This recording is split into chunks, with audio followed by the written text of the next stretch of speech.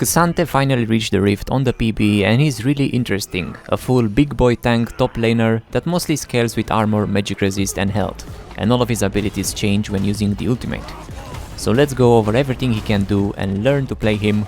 And speaking about learning to play better, this video is sponsored by FaceCheck. See everyone's win rates, their mains and most played champions right from Champ Select. Then get the best builds for your chosen champion that you can import with just one click.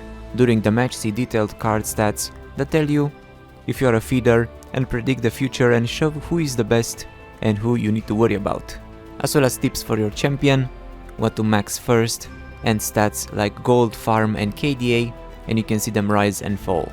I started playing Seraphine as AD carry to be annoying, and it helped me quite a bit with tips and knowing who I am up against, or when I play champions that I'm not familiar with, so I know what runes to use without searching.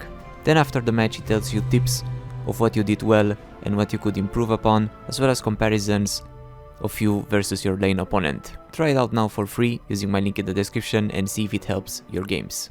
So, his passive leaves a mark on enemies hit by damaging abilities for 4 seconds, and if he hits a target again he consumes the mark, dealing more damage. This doesn't have a cooldown per target, so it can be spammed, and it also works on jungle monsters and minions too, not just champions.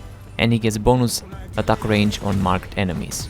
Ntofo Strikes is his Q, slamming his weapons down on the ground and dealing damage and slowing enemies hit. If he hits an enemy he gets a charge for 6 seconds, and at 2 stacks this ability upgrades and fires a shockwave instead that pulls enemies. This ability's cooldown is reduced by bonus armor and magic resist, and the cast time is reduced by bonus health. Each use partially resets his attack timer too.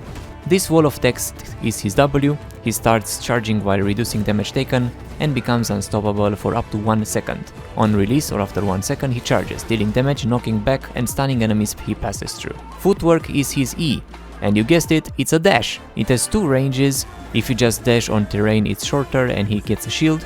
If dashing on an ally, the distance is increased and the ally is also shielded, and he can dash through walls. He can use this on minions too, but they don't get shielded. Other abilities can also be casted during the dash. And his ultimate, All Out, he joins KDA and starts singing. Then he shatters his weapons and reveals the blades inside them, losing 45% max health, 67% bonus armor and 67% bonus magic resist, but gets increased attack damage, omnivamp, and transforms all of his abilities. Then he pushes the targeted enemy champion, dealing damage and knocking them back, and if the enemy hits a wall they take more damage and get knocked back over the wall and get stunned after. He dashes after the enemy and goes all out for 20 seconds. While in all out, all of his abilities are upgraded. His passive mark deals more damage, his Q's cooldown is reduced by 1 second but no longer inflicts slows, but each use resets his attack's timer fully. His W gets refreshed if it was on cooldown and now reduces even more damage and deals more damage as well, and the charge and dash speed is doubled.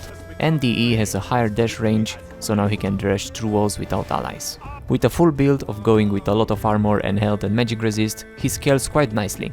W reduces almost all damage, and he does quite a lot of damage too, especially when going all out and gaining a lot of bonus AD too.